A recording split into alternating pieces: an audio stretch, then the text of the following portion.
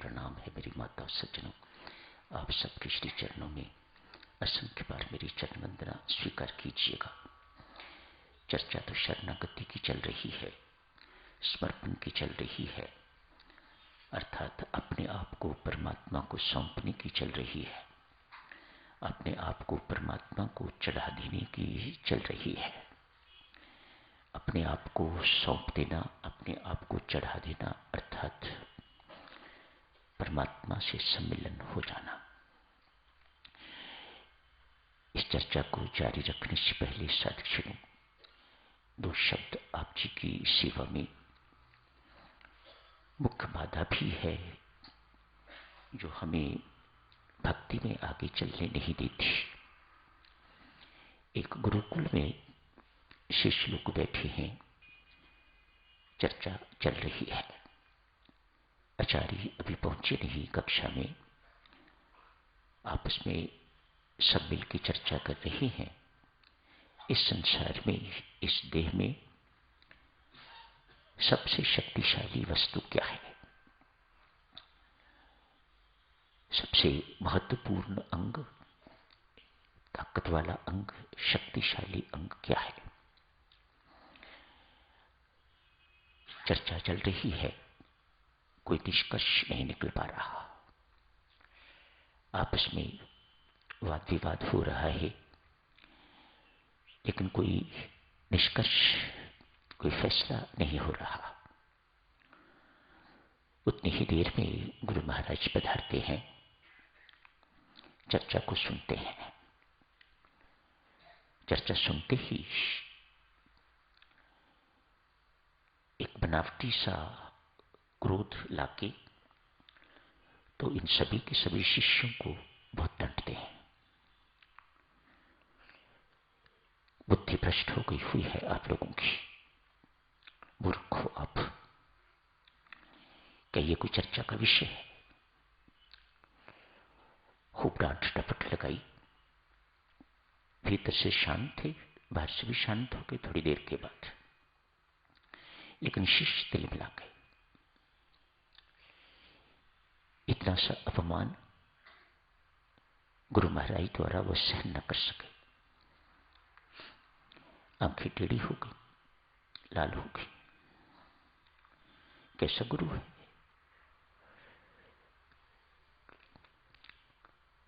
ऐसा हम कुछ गलत कुछ कर नहीं रहे थे, आपस में खुसर फुसर होने लग गए। गुरु महाराज सब देख रहे हैं। थोड़ी ही देर के बाद जब थोड़ा वातावरण ठीक हुआ तो वे शांति थे। आप बहुत अच्छे हो, शिष्यों को कहा शाबाश। थोड़ा सा भी अवकाश आपको मिलता है तो आप ज्ञान पर चर्चा करनी शुरू कर देते हो। मुझे गर्व है आप पर। चेहरे खिल गए। शिष्य बहुत प्रसन्न, अभी डांट रहे थे, अभी हमारी प्रशंसा कर रहे हैं। दोनों अंतर अपने शिष्यों को दिखा के कहते हैं, यही है सबसे शक्तिशाली वस्तु। ये जिभा है, ये वाणी है। दो आयाम है देव्य सज्जनों। इस जीवा को मिले हुए एक तो ये स्वाद लेती है, दूसरी ये वचन बोलती है। दोनों ही बहुत महत्वपूर्ण डिपार्टमेंट। इनको जो मर्यादित रखना सीख गया, समझ लीजिएगा उसकी साधना बहुत आगे बढ़ चुकी है। इसका साधना के साथ बहुत गहरा संबंध है।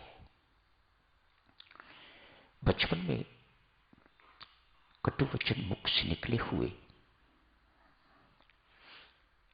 बूढ़े होने तक भी जिसके प्रति आपने बोले हुए हैं वे उसे भुला नहीं पाता।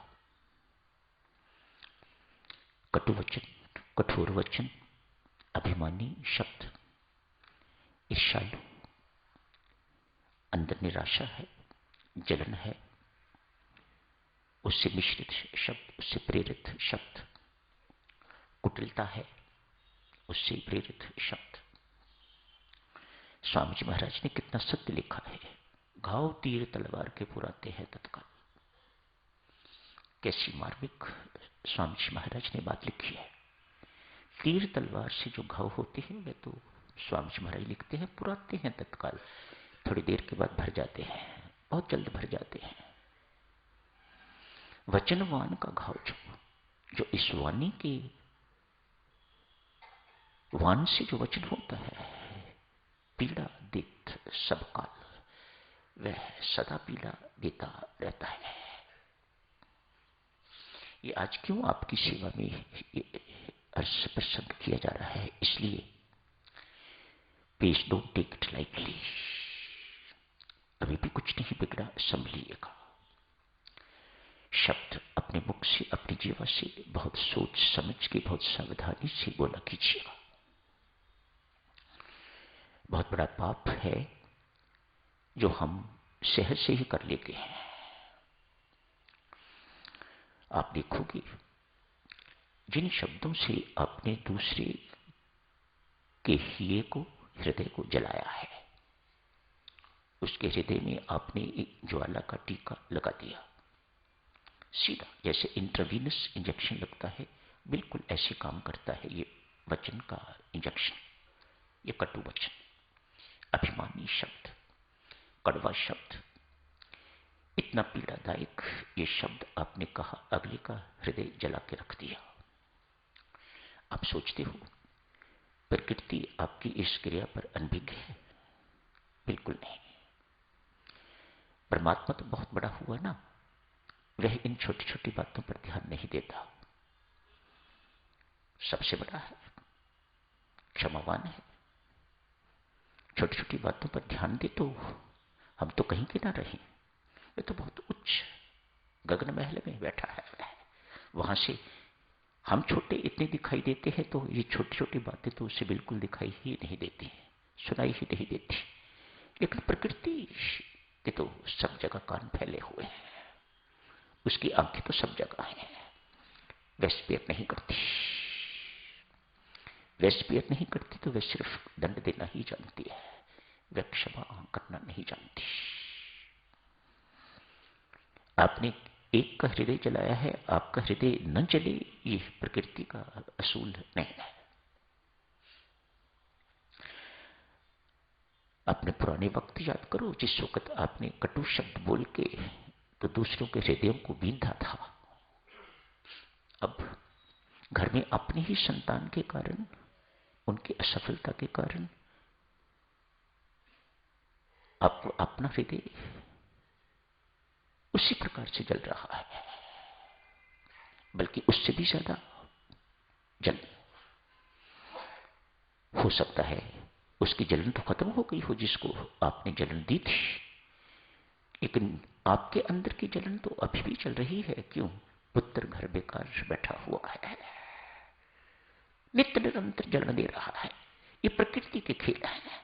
प्रकृति कोई ना कोई ऐसा साधन बना देती है जिससे आपके अंदर वैसी ही जलन उत्पन्न होती रहे,